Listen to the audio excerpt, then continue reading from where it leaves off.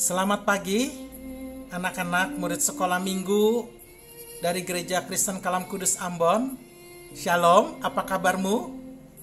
Yesus bangkit. Yesus sudah bangkit. Siapa yang percaya? Nah, ini ada fakta-fakta unik saat Yesus bangkit dari kuburnya. Kita boleh belajar bersama-sama ya? Mari kita berdoa. Bapa di dalam surga, dunia boleh menutup satu kebangkitan Yesus dengan berbagai cerita kebohongan. Tapi firman-Mu akan membuktikan bahwa Yesus itu bangkit. Biarlah Yesus bukan cuma bangkit dalam sejarah, tapi dalam hati seluruh murid-murid sekolah minggu yang dikasihi dan mengasihi Tuhan. Dalam nama Tuhan Yesus kami berdoa. Amin. Nah, adik-adik sekalian, kita baca sebuah firman ya.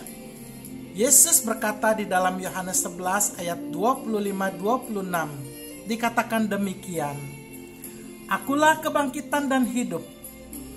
Barang siapa percaya kepadaku, ia akan hidup walaupun ia sudah mati.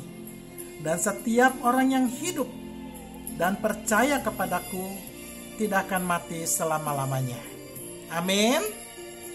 Nah, ketika didengar berita bahwa Yesus sudah bangkit, para ahli Taurat dan imam kepala berkumpul. Lalu mereka merencanakan suatu kebohongan besar.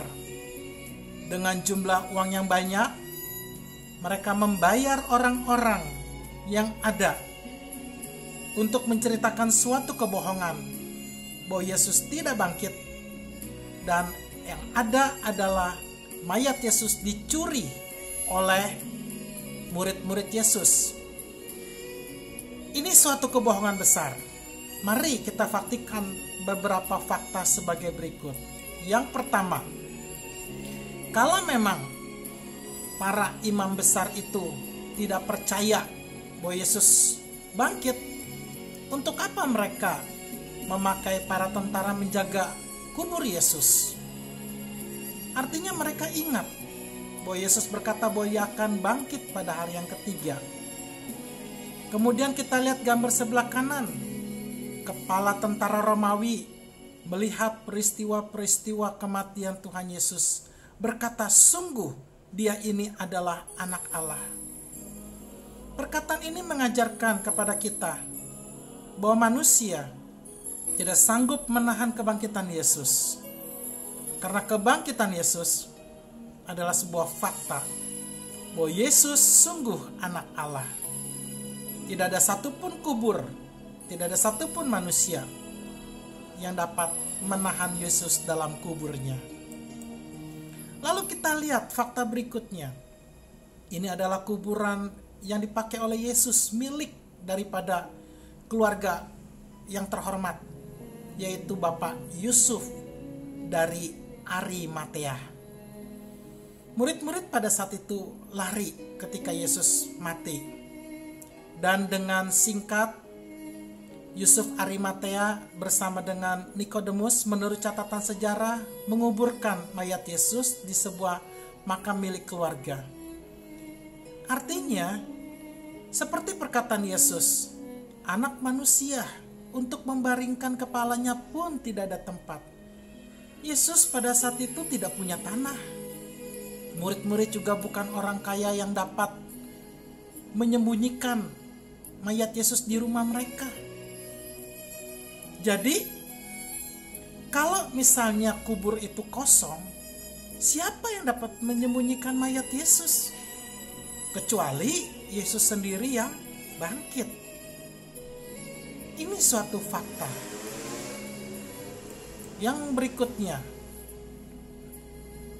kita lihat ketika murid-murid datang ke kubur Yesus karena pemberitaan dari Maria Magdalena. Di kubur Yesus itu, tepat di bagian kepala ada kain peluh yang sudah terlipat rapi. Loh, kok Yesus bangkit? Kenapa? kain peluhnya yang untuk menutupi mayat bagian wajah ditinggal. Kalau memang para pencuri mencuri mayat Yesus, pasti semuanya dibawa kan? Untuk apa kain peluh itu ditinggalkan? Ini artinya Yesus setelah bangkit kok masih sempat-sempatnya ya membungkus kain peluh. Tapi ini sebenarnya menjadi sebuah pertanda. Seakan-akan Yesus ingin berkata, aku sudah bangkit. Aku tidak butuh kain peluh penutup wajah ini. Ini untuk kamu. Sebagai bukti bahwa orang hidup tidak butuh ini lagi. Lalu fakta berikutnya, ada batu besar yang berguling dijaga tentara. Kamu tahu batu ini beratnya 1-2 ton. Perlu mungkin 20 orang untuk bisa menggeser batu ini. Jadi bagaimana mungkin 3 wanita, Maria Magdalena, Maria ibu Yesus dan Yohana, 3 wanita menggeser batu? Coba pikir, mana mungkin sih? Kecuali memang waktu mereka datang, batu itu sudah bergeser. Artinya Yesus memang sudah bangkit.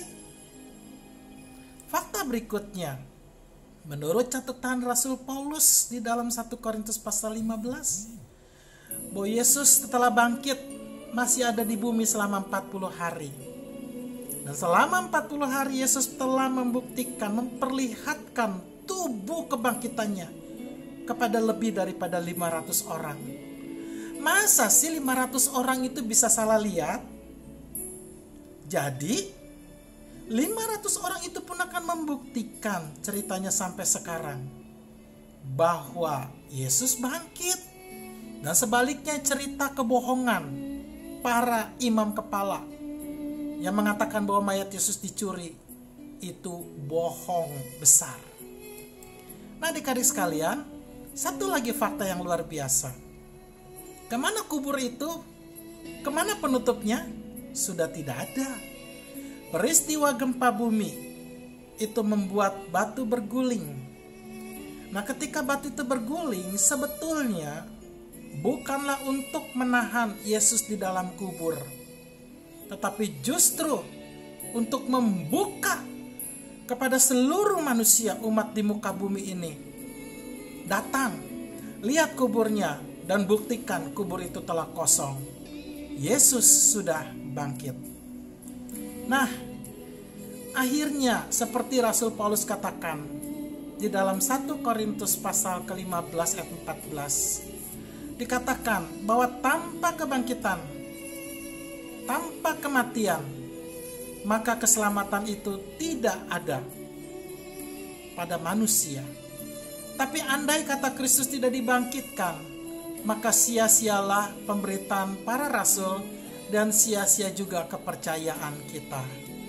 Nah, adik-adik sekalian, saat ini memang kita tidak melihat kebangkitan Yesus. Tapi siapa yang kamu percaya? Apakah betul bahwa Yesus dicuri mayatnya? Apakah betul yang mati itu bukan Yesus tapi Yudas yang menyamar? Apakah betul bahwa Yesus itu tidak bangkit? Tentu itu adalah sebuah kebohongan besar.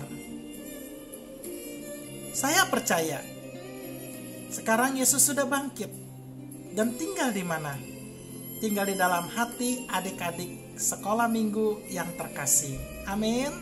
Siapa percaya angkat tangan? Siapa percaya Yesus sudah bangkit angkat tangan? Siapa percaya bahwa Yesus telah hidup di dalammu selamanya angkat tangan? Mari kita berdoa. Bapa di dalam surga, kubur kosong hanya untuk membuktikan Yesus bangkit.